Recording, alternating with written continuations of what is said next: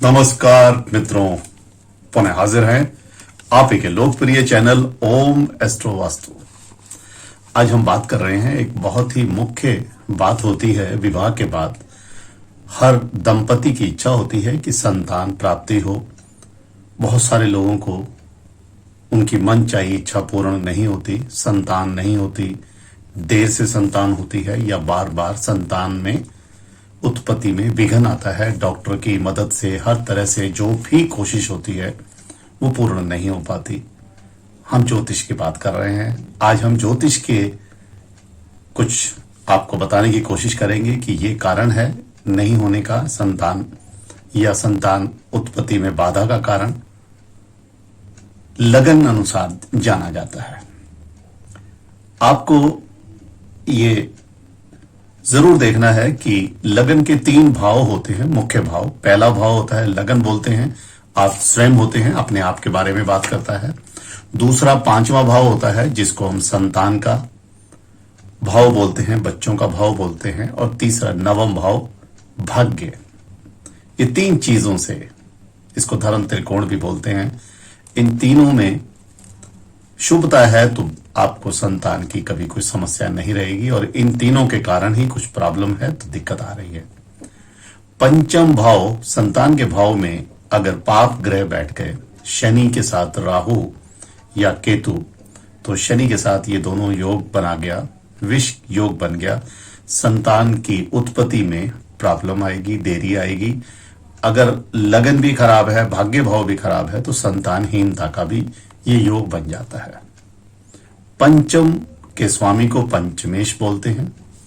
पंचमेश अगर अब 6ठे भाव में, 8वें भाव में या 12वें भाव में चला जाए और नीच राशि में चला जाए अपनी, या क्रूर ग्रहों से दृष्ट हो, तो भी संतान के सुख में बहुत देरी होती है।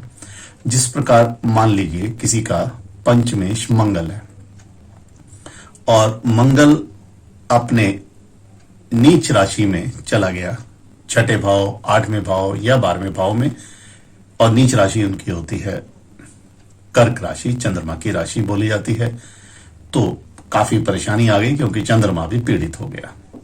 इस प्रकार से 6, 8, 12 ये 3 भाव अच्छे नहीं होते। 6ठे भाव को रोग का, 8वें भाव को रुकावट का, बीमारी का, आयु और मृत्यु का भाव, और 12वें भाव को हम बोलते हैं हॉस्पिटल का भाव, खर्चे का भाव। इन तीनों भाव के अंदर अगर पंचम चले गए, पंचमेश, या इन तीनों भाव के स्वामी पंचम में बैठ गए। अब इन तीनों भाव को मान लीजिए 12वें भाव में गुरु बैठे हैं और गुरु पंचम भाव में चले गए अपनी नीच राशि मकर में, तो पंचम भाव को खराब कर लिया। पंचम और 12वें का संबंध ऐसा बन गया कि संतान उत्पत्ति में बहुत प्रॉब्लम आएगी, खर्चे होंगे, हॉस्पिटल के बार बार झंझट रहेंगे, परेशानी रहेगी। ये भी एक बड़ी बात हो जाती है बहुत लोगों की पत्री के अंदर। पंचमेश, पंचम का स्वामी पंचमेश होता है। मान लीजिए पंचम का स्वामी हो गया बुध, वो मीन राशि में चले गए, मीन राशि उनकी नीच होती है। बृहस्पति पंचम भाव के स्वामी हैं या वहां पे पंचमेश बन गए और वो मकर राशि में चले गए किसी भी भाव में, तो पंचम भाव को खराब कर दिया। पंचमेश को कभी भी नीच राशि में जाके शुभता नहीं प्राप्त होती। संतान कारक जो गुरु होते हैं, बृहस्पति होते हैं, वो भी 6, 8 या 12 भाव में अगर चले जाते हैं नीच राशि में या क्रूर ग्रहों से दृष्ट होके, तो भी संतान प्राप्ति की और स्वयं की स्वास्थ्य समस्याओं के कारण बच्चा उत्पन्न होने में, संतान की प्राप्ति में कष्ट होगा, देरी होगी। गुरु नीच राशि में चले गए तो बहुत ही परेशानी हो जाती है। गुरु की नीच राशि मकर होती है।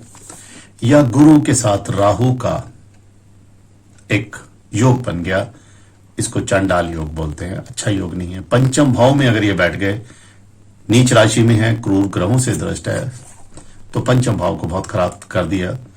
परिवार वृद्धि का जो पंचम भाव है, संतान का, इवन पढ़ाई का भाव भी है, उच्च शिक्षा का भाव भी है, वहां भी ये रुकावट डाल रहा है। अस्त भी है या पीड़ित है तो बहुत दिक्कत आएगी। पुरुष की कुंडली में शुक्र और सूर्य कभी भी पीड़ित नहीं हो, अस्त के ना हो, उच्च भाव में बैठे हो तो संतान की प्राप्ति होती है। और यही दोनों अगर अस्त के होके नीच राशि में बैठ गए, शुक्र की जो नीच राशि होती है उसको बोलते हैं हम कन्या राशि, और सूर्य देव की जो नीच राशि होती है तुला में नीच के माने जाते हैं।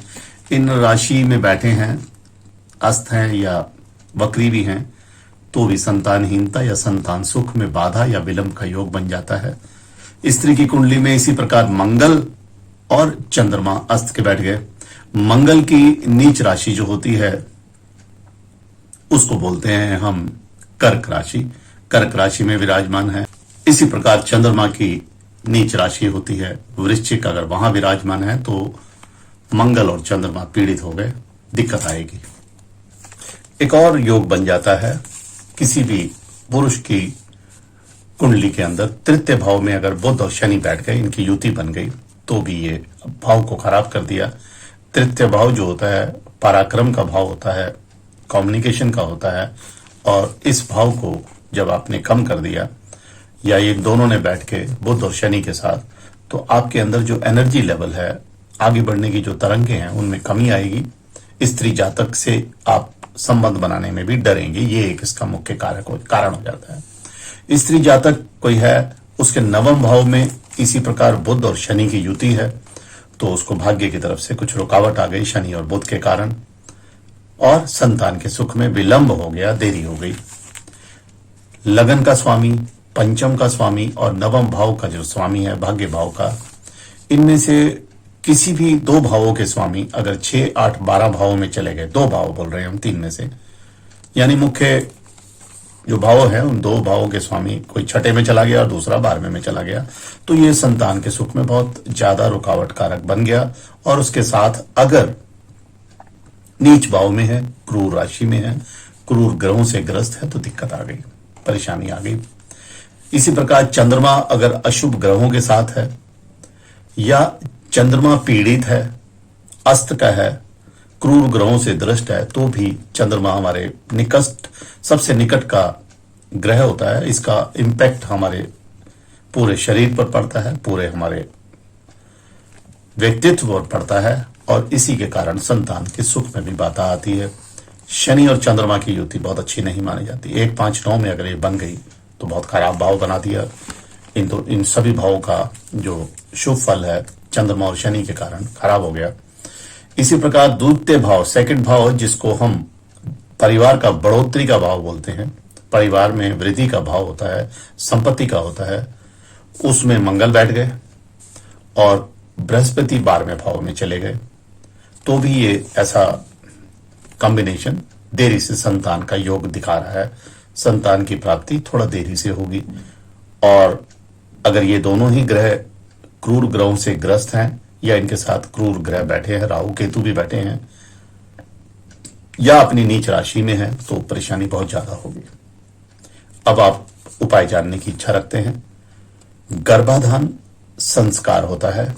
गर्भाधान हिंदू धर्म का, सनातन धर्म का एक बहुत बड़ा नियम माना जाता था अपने जमाने में। आजकल नहीं मानते लोग, लेकिन अगर आप अच्छी सुंदर संतान की इच्छा रखते हैं तो गर्भाधान के कुछ सिद्धांत मान के चलेंगे तो अच्छी संतान के पूरे चांसेस होंगे। इस गर्भाधान संस्कार के अनुसार नेक्स्ट बच्चे की, या अगर जिनके बच्चा ही नहीं है उसकी वो प्लानिंग करते रहें, उत्तम फल मिलने का काफी अच्छा संयोग बन जाता है। स्त्री जातक जो है, जो शादीशुदा है और बच्चे की इच्छा रखते हैं, वो श्री संतान गोपाल यंत्र का और मंत्र का पालन करें। अभिमंत्रित मिल जाए तो इसकी पूजा अर्चना करते रहें नियमित रूप से।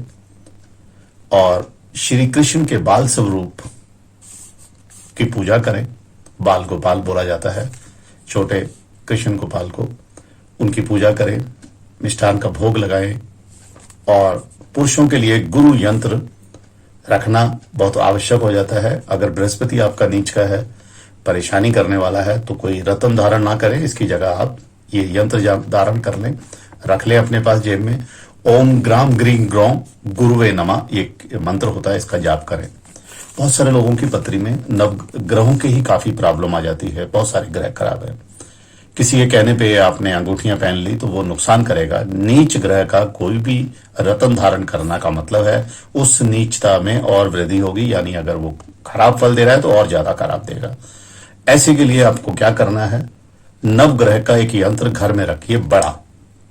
हर व्यक्ति, हर परिवार का सदस्य घर से बाहर निकलने के समय नवग्रह की एक मंत्र का जाप कर ले या नवग्रह को नमस्कार करके निकल जाए। राहु और केतु भी खराब होते हैं इन्हीं कारणों के कारण। कई बार राहु की दशा खराब होती है या राहु के साथ शुभ ग्रह बैठ गए तो वो शुभ ग्रह सारे खराब फल देते हैं, तो राहु का उपाय भी करना चाहिए। राहु का मंत्र का जाप कर लें। शनिवार को राहु के काले चीजों का दान करें, इससे भी फर्क मिलता है। और एक बात और विशेष बताता हूं जो ज्योतिष से संबंधित नहीं है, वास्तु से है। कुछ नए यंग कपल्स जो होते हैं शादी के बाद वो नॉर्थ ईस्ट के कमरे में अपना बेडरूम बना लेते हैं, वहां भी परेशानियों का कारक बन जाता है। पति पत्नी में अनबन का संदेश दे देता है और अनबन के साथ संबंध नहीं बन पाते, इसलिए संतान का योग नहीं बनता, क्योंकि यह दिशा प्रभु की दिशा होती है। इसके विपरीत आप दक्षिण पश्चिम दिशा में अपना कमरा बनाएं, दक्षिण की तरफ आपका सिर हो और उस कमरे में शीशा मत रखिए, मिरर मत रखिए। देखिएगा आपके संतान के सुख के योग में वृद्धि होगी। इस तरह के और जानकारी वर्धक वीडियो देखने के लिए चैनल को सब्सक्राइब कीजिएगा। कोई विशेष जिज्ञासा है तो मेरा व्हाट्सएप नंबर है, एक प्रश्न भेज सकते हैं, कोशिश करेंगे आपके उस प्रश्न का उत्तर देने की। धन्यवाद।